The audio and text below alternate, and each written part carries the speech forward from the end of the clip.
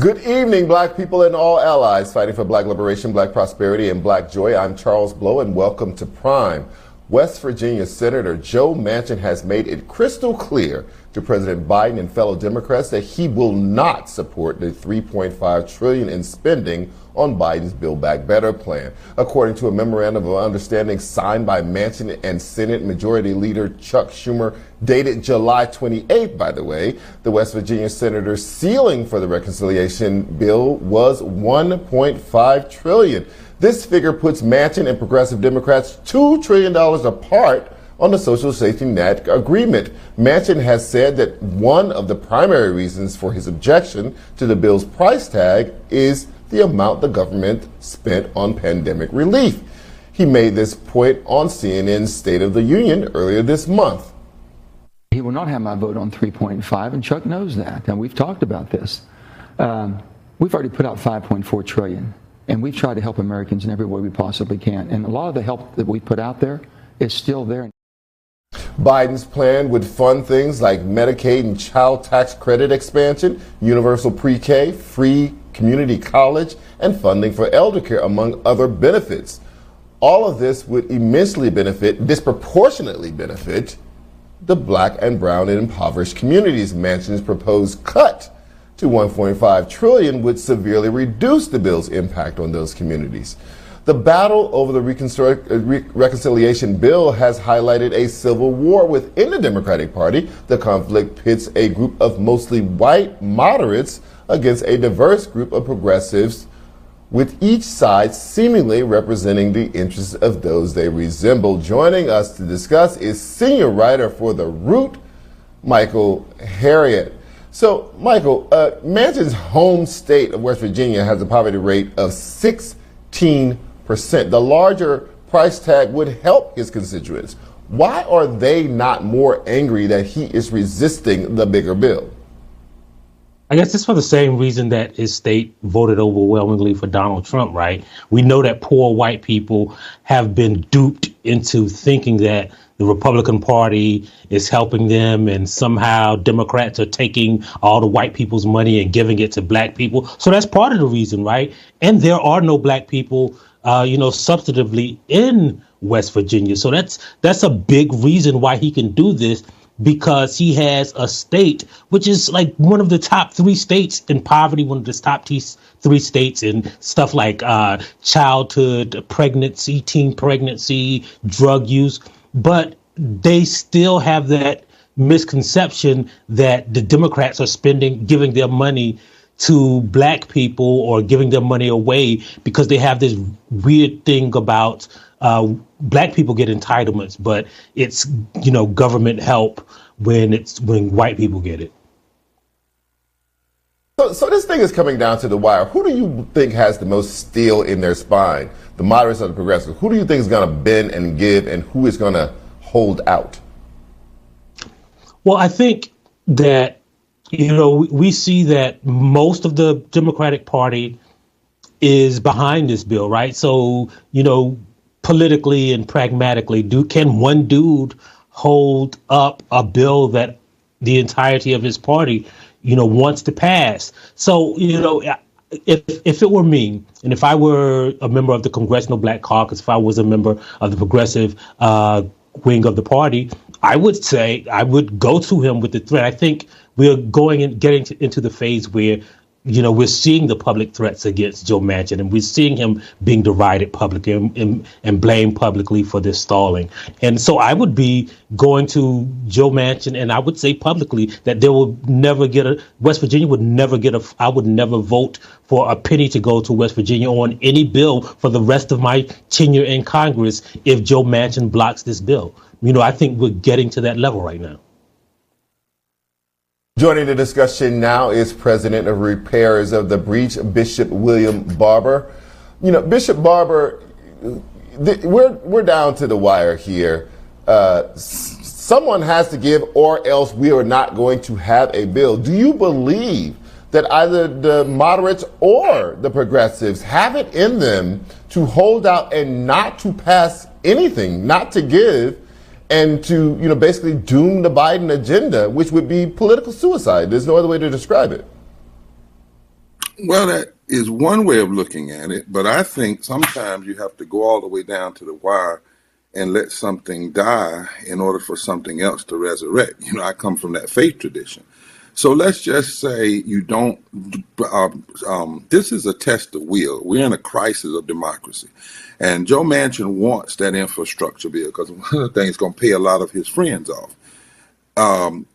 We should have jumped him and the Black Caucus and everybody when they blocked $15 living wage. That's when we should have held our ground. Schumer should have allowed that bill to go to the floor and made him have to vote against raising people's living wage. And he would not have voted against the COVID relief if he had been pushed that far. But they let him off the hook, thinking that he and Senator that they couldn't trust him. Well, now I think Jayapal and others have to hold. And you can always reconsider later. Let's remember, in Congress, they can do anything they want to do. But the crisis needs to be played all the way out. We can't afford for the crisis, not to be played all the way out in the system. Now, I do have a little bit of a different opinion than my dear brother, and I thank God for him. The folk in West Virginia, 70% of them are not with Manchin. The people in the hills, white folk, are not with Manchin. The people that Manchin gets in office because of the number of poor white folk who just don't vote. Remember, the data actually tells us that poor and low wealth white folk, when they vote, they do not vote for Trumpism. They vote progressively. But they don't vote, a lot of them, because they don't see Democrats talking to them. Part of the problem Democrats have right now is their messaging.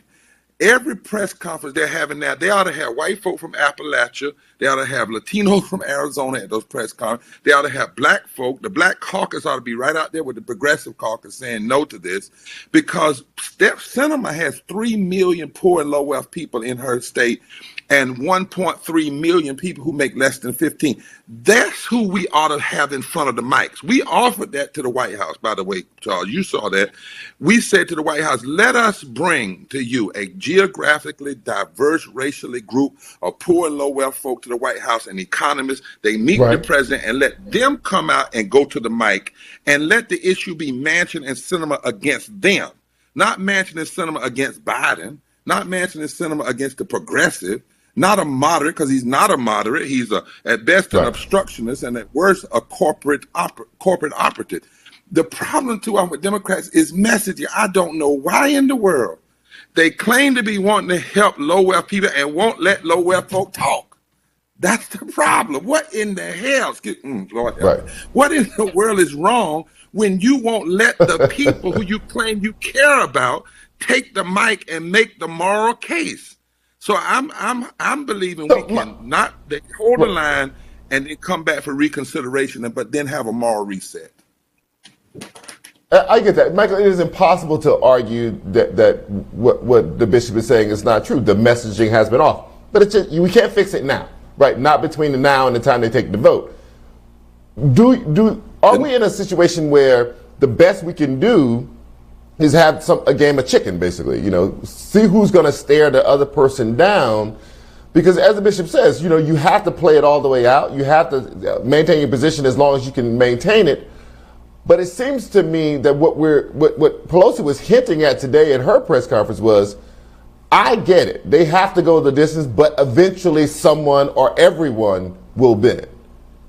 Right. Well, I tend to agree with the Reverend Barber, right? And I want to make sure we understand that I was talking about voters versus the constituents, and Reverend Barber is right. But I tend to agree with him that let it die, right? Because what you're talking about is the choice of giving white people what they want and pushing black people and poor wealth people to the side again, right? So let it die, because the truth is, as Reverend Barber pointed out, no one really wants this bill to die. The Republicans don't want to take the blame for this infrastructure bill dying. The moderate Democrats don't want to take the blame. Joe Manchin doesn't want to take the blame. He just doesn't want to give the people, the low wealth people and the people that don't affect his day-to-day life, what they want. And so he can be able to say that he's a moderate and he kept the fiscal conservatism and fiscal responsibility in check. But the truth truth is, no one, not even the Republicans, not the Democrats, not the moderates, none of them really want this bill to fail. It's a political exercise in nihilism. So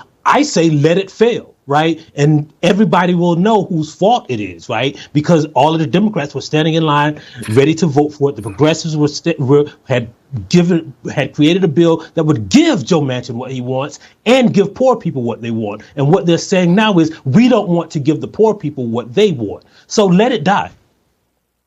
And Charles, so Bishop Michael says let it die. It would only take 4 or 5 no votes from Democrats for it to go down. Are there 4 or 5 people in the House who would say, I am willing to tank the Biden agenda, which is basically what you're going to have to say to make this right? Well, they shouldn't do it that way. They shouldn't say they should have a major press conference tomorrow or next day with as many people that would be impacted. And first of all, say, this is who Manchin, Sinema, and the Republicans are against. Then they should say, we're going to let this die, but we're not going to let the process die. Because they can reconsider. They can have a bill come up next session. A lot of this stuff we say as though it's true. It's like you can't pass anything during election season. Why? There were bills in civil rights movement that died and then something better came back. I mean, or sometimes you passed a lesser piece and then something better. We've gotten locked into their game. And part of what this is breaking the game wide open, saying we're not going to play your game anymore because it's not a game for the people that don't have health care and living wages. It's not a game for the people that will face the bulk of climate change problems. It's not a game for those that need housing. So I don't think we have to speak in these ultimatum terms. I think that what they're saying is 3.5 trillion, according to the Economic Policy Institute, is 6 trillion below what we actually need. Let's start there. It's 6 trillion below.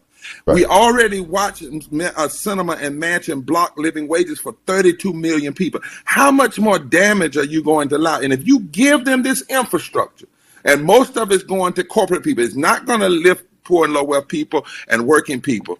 If you give up now, then they will always know they can just take you to the edge. This is a crisis of civilization we're in the middle of. It's not a normal battle. So I say fight hard. Let it die if necessary. Force it back to the table. But then the last thing, Charles, President Biden, even if tomorrow they table it, should get on the road. You've met with Manchin. Go to Arizona. Go to West Virginia. Go to Texas. And then go to the well of the Congress and say 3 things we got to do. Protect the infrastructure of our democracy, voting rights, the infrastructure of our daily lives, to build back better, and the infrastructure of our roads and bridges. And this is what we're going to fight for. And, you know, if the American people see that, they may not turn on him. They may be glad that finally we have a fighter. Yeah, Biden promised to get on the road for voting rights. He didn't do that either. I'm not sure he's a get on the road type of guy. Well, anyway, Bishop Barber and Michael Harriet, thank you both for joining me. Always a pleasure.